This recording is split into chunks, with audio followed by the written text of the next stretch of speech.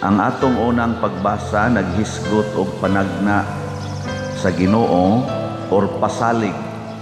Tawag din natong pasalig sa Ginoo unsay mahitabo sa iyang katawhan kung magsunod na gyud sila sa sugo sa Ginoo.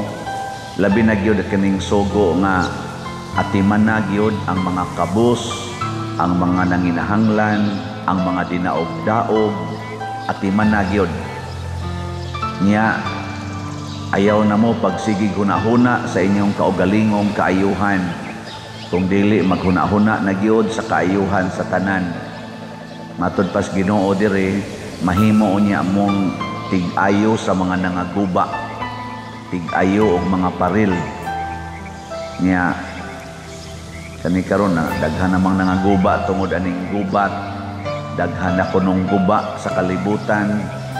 Labi na gyud ang atong mga kabukiran nangaguba na, ang atong kalasangan naguba na, ang atong water table naguba na, ang atong kadagatan, mga corals nangaguba na, ang atong mga mineral resources nangaguba na tungod sa mga illegal mining, ang atong ozone layer naguba na kuno.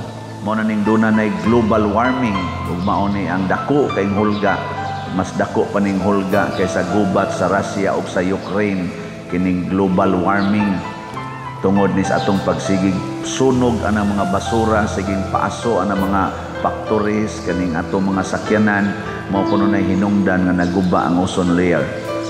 Nya unsa may gitawag ni Kristo kun sa Ginoo sa unang pagbasa, kun maminaw mo nako nya magsunod na gyud mo sa ako mga pagtulunan, di na mo magsigig supak-supak ug magpatuyang sa inyong mga gusto, tawgo na mo og mag-aayo.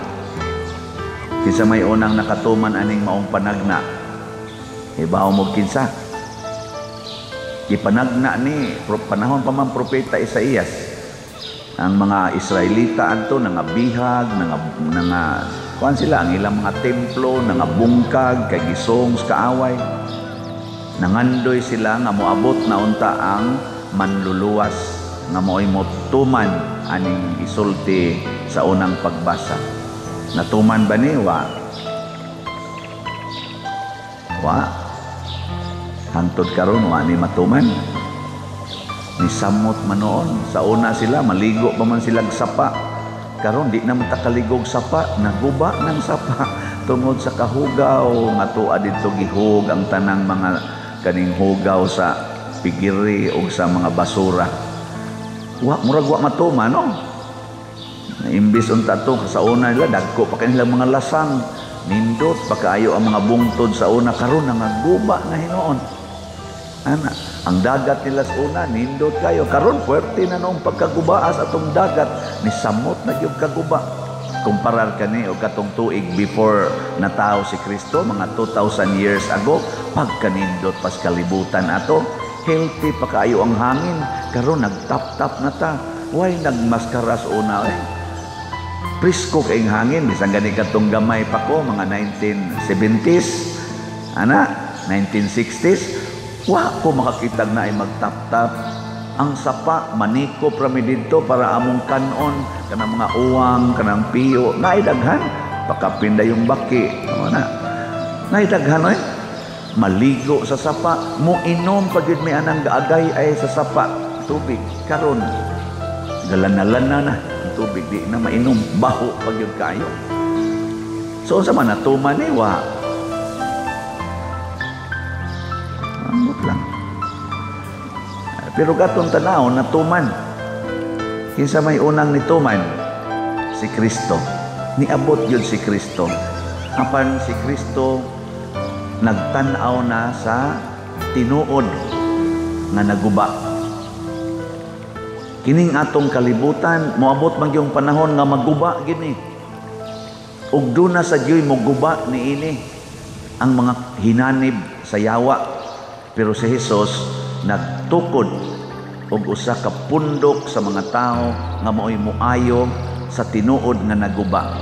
Ug unsa may tinuod nga naguba? Ang kalag tungod sa sala. Kining atong gipanghisgutan nga naguba ang bukid, naguba ang ozone layer, naguba ang tubig, baho na kayong atong palibot, polluted na kaayo, mga bunga man sa sala. Ang tinuod nga naguba, ang tao nga naay sala. Ang sala sa Garbo, niguba ron sa Ukraine, niguba sa atong Marawi sa una, niguba sa Hiroshima and Nagasaki, panahon sa World War II, World War I, 40 daghan ng nangaguba. Garbo. Kinsay niguba ato? Ang nagda sa mga missile, mga bomba, mo'y nakaguba. Niya unsa man to? Garbo. Ang unang naguba, ang kalag tungod sa sala nga Garbo. Kamemorize pa mo sa 7 capital cities. Kisay na kamemorize. Taasan ka mo? Ay, usabot, tinuod baka na. Memorize yan. Nadihay, gawas. 7 capital sins. Malimot ganita ng 7 capital sins o niya ato ng mabuhat, guba yun. Na, kami lang mga pari, kung sa may kasagarang makaguba na mo, kanang L-U-S-T. Daghan kay naguba na mo, anak. L-U-S-T. Uy, siguro kininga, wali ang makasod ganinas, pari ng L-U-S-T, patay yung kulikta. Lagi. Kamo, inyong mga bana, unsa man say nasudlan. Oy, L-U-S-T gyapon. Ana, kanang sigig pangita ng lami yun. Ana, last ba last? Ana, kaulag. Daghan kay nangaigo ana. Hashtag kun si kanana ang Herodes. Panahon pang Juan Evangelista, igo anang kaulag, iyang ikabit ang asawa, iyang igsuon. Purting kinabitay karon, purting homosexuality karon, nasunog ang Sodom and Gomorrah tungod anang unay sa babae o sa babae, lalaki o sa lalaki, mag-sex na sila, magminyo na sila, masuko na sila. Ingno ni katong si Lot, ingnong Lot, sala lagi na. Ayaw mo nang unay. Nana agis sunog Diyos Ginoo ang Sodom and Gomorrah, nangaguba, guba, sala. Kining atong parokya, guba ni kung magpadako na. Sa ay mo aksyon na ba kung kada? Nang sa daghan ko din sige sa pangkuan. O man say tahod sa pari, sud og simbahan, kita ni ani ngari. Kinsa man say di kakitaan na nga ni amang koy ang tsuhos. Nagpalit kay ko ani ron kakita ko aning gagmayng litra, nya pakito nang tandag ko. So simba ko yung tanong. Pero makaimong sa testingan ka, no? Amo man na, muduwa man na sa tungon ahona. Kurti nang muguba, gubon ana ang pamilya, gubon ana ang katilingban, gubon ana ang nasod.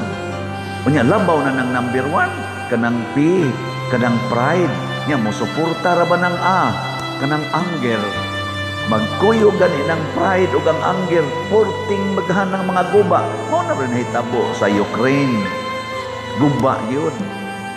Nga dili pagagmay pa narong pagkaguba, napay umaabot na dakong pagkaguba. Pero diin gasugod, kalag. Tanawa ng mga taong daghagsala, ang naong maguba. Kana ding masuko, tanawang naong. Ini kasuko, guba yung naong. Kadtong naigo sa siyang kasuko, unsa man siya hitabo, guba sa naong. Ilingian na imong tupad ko no rin. Naguba. Tanawa.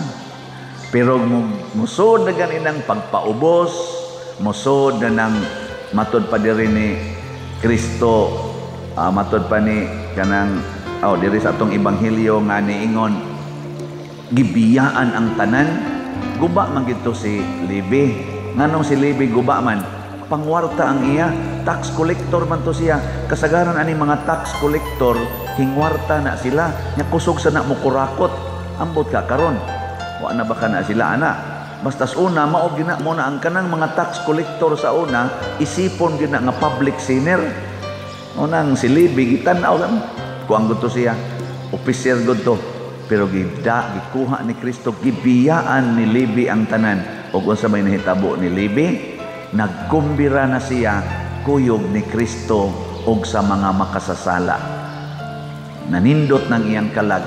Wa na siya maniguro nga ako rin makakwarta. Iya nang gi-share ang iyang kwarta. Mabitan na kaning pagbiya sa tanan, mausad ni ang pagpalit sa sala. Kay kana mga taong di kabiya sa kwarta, di gina mo palit og slat, magsige mo nagkwenta sa sus. Ana. Salamat nga naagi tay mga igsoon nga nibiya sa ilang pangwarta sama ni Levi, unya mi-share na sa iyang kwarta ngadtos mga nanginahanglan, nagkumbira. Di ba? Natugong halin sa slat karon as of yesterday di ay 7,835 slots na. Di ba? Pakpak. Gamay na lang jud kaayo, 2,165 slots na lang ang nahibilin. Nya ugma na lang ni Kotob na tong baligya. Nagkinahanglan na tag mga sila man 100 katag 20 sana pagsulti. Nagkinahanglan na lang ta og 100 katag 20 ka slots. Di ba? Horot na ni. Ang gatos ang balihon, ang kinahanglan tag 20 katag 100 na mopalit. Horot sa ni siya ugma. Pero og di kita kabiya sa tong kwarta, magpunay tag kwenta, mingon ta, kadako ba na oy? Ana, ang una gid itong unahon, kadako ba na? Nabitay nangutanan nako, pader, consecrations kapilinya unya mo budget mo 10 million, kadako ba na? Nako, pila may budget kung maghimo ka og production kanang Miss Universe, kanang Binibining Pilipinas. Kibaw mo pilay budget ana?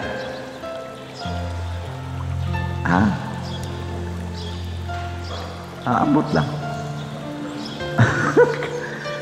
Nya kinsa may atong gipapaso-paso ana? Ang atong mga igsuong babae nga mga gwapa in taon kaayo. Ato na lang taptapag gamay dire, diare, nya human papaso-pasohon, pakpakan. Nya dako kay budget. Unsa nakaha kung ang atong gi-intron o gipapaso-paso ang mahal nga Birhen Maria nga nagsabwag sa iyang mga grasya ngadto sa tanang katawhan. Gamay ra kay ng 10 million. Kay na pa may mga tukuronon dito, mga CRs, ang pagsiminto, paspalibot. Wa naman ni maapil sa kapilinya. Ang pagtukod og admin building, wa naman ni maapil. Lamyon ra ni. So dili ra ang paghatag og stipends pare, apil na sa kutingali ani matagaan baka ko. Gamay ra kay na. Kanang mga pagkaon, gamay ra na. Pero ang pagtukod sa mga structures in addition sa kapilinya, mao ni ang makapadako. Nya kay kinahanglanon man ni inig adto ngadtos consecration.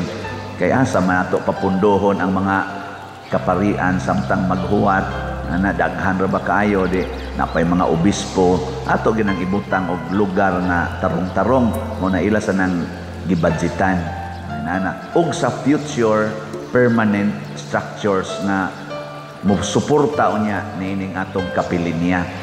Paregod aning atong simbahan karon, unsa pamanggid nganong mag-budget pa man tag dako kay diri. Diya pa may tukuronong kumbinto na padihay atong gipangandoy nga social hall o mga opisina, na pay atong grounds nga sigihan gyud atong trabaho karon, nya magtukod pa gyud ta og dako nga multipurpose na gym nga na stage nga covered, di ba? Kana tingali patay na mong tanan una pa na mahimo. Pero magsige mong palit og slots, daghan ang mobiya niya mo palit, hurot na siya. Unsa may nahitabo ni Levi? Nahimo siyang naayo, nawagtang ang iyang sala sa kahakog, pagsintro sa kwarta, nahimo siyang usa sa mga apostoles ni Kristo nga ginganlan og Mateo. Og si Mateo nahimo pag yung ebanghelista, nagsabwag na sa maayong balita og nagsuwat sa atong gospel. Naayo gid siya og naghatag na siya kaayuhan. Kinsa may gasunod ni Kristo, ang mga apostoles nakatuman aning panagna. Namiya gid sila tanan. Si St. Francis of Assisi, sila si St. John Bosco, St. Ignatius of Loyola, St. Augustine, di na ni malalis ha. Sila si St. Vincent de Paul, Mother Teresa of Calcutta, kani sila San Roque, gani karon ang atong santusonon si Bishop Chupilo Kamomot, nagpakita na ang ilang pagbiya sa bahandi nakatukod og dagko kaayong mga kaayuhan sa kalibutan. Dili na sa atong physical kay gubon maginisyawa nga naam sa daghang yawanon, pero daghan kay na-converter ang kalinaw sa kasing-kasing, ang kalipay, ang kabalaan sa katawhan ni abot yun. Gitawag din nato og conversion of sinners. Nagitawag ni Kristo og mga masakiton. Minsan ang mga masakiton ray nagkinahanglag doktor, pero ang mga maiglawas wa magkinahanglag doktor. Kamo, gusto mong mahimong doktor o masakiton?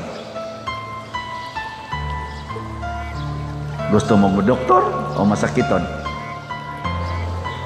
Kay gusto gani mo masakiton, hala sige, pakasa mo diha. Tanawa, di ba mga guba kinang inyong relasyon? Kay masakiton, makaguba man ang relasyon. Makaguba, oy. Tanawa, og na kay sakit COVID, guba inyong relasyon, i-isolate man ka.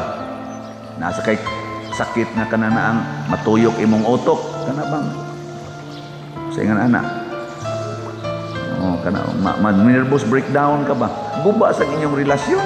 Kay wa naman ka. Iadto naman ka ng tambalanas mga natuyok ang utok. Di naman sa kakasaligan. Ingnon kang panglabay, imo naman ang silaban. Ingnon imo nga paglungag. Ang kayo naman o isuod sa kaldero. Adto naman maghaling og kayo suod sa kaldero. Ang bugas naman o isugno do sila, mabali bang. Kay nautok. Mausab laging relasyon. Tungod na sa sakit. Pero ang sala di ay mas grabe pa ana. Ngano man, kay ang kanang makasasala, dili ra na muguba og usa. Muguba na siya daghan.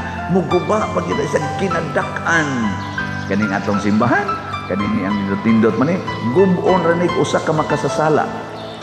Tirahan lang ta dinig usa ka missile. Lusno ni oy. 40 pang patay. Di ba? Wa mong tanaw na. Pero ayuhon, mahimot ang doktor, ang imong bana nga nagsigig pangabit, imong sige higugma, tambalan nimo sa imong gugma ang iyang kaulag. Maayo gani na. Sus daghanas malipay. Ngano man, hastang mga anak-anas gawas, muanha na mas inyo.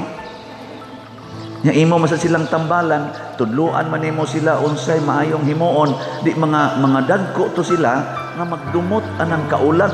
Sus, produkto de mis kaulag sa mong amahan. Salamat in taon aning iyang asawa nga buutan kaayo kani atong sundon dili ning amahan nato. Di mag-propagate na sila dito purity, virginity, fidelity, di ba? Tungod na nimong asawa nga naghatag og maayong pagtulunan from imo sa nang balikason, imo sa nang yaw-yawan, imo pag nang i-condemn, maliwat sa na sa imong bana, maliwat pa na nimo, kusog sa kay mamalikas, kusog sa kay mudumot, porting daghanang mga guba nga relasyon, no? Ang sala mo atong kontra mga igsoon, munang niingon ta diri sa atong tubag sa Salmo, tudloi ako sa imong dalan o Ginoo, aron magmatinumanon ako diha sa imong atubangan. Ang makasasala, dili musubay sa dalan sa Ginoo, dili pagyud mutuman sa iyang kasuguan, diha pagyud atubangan sa Ginoo. Lagod karon, daghan din dili mutuman. Ingno nato nga kana bang panahon ba ini anhi simbahan ba?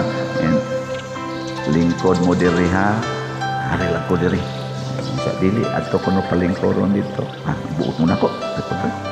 Atubangan na ginas Ginoo, musupak pagyud.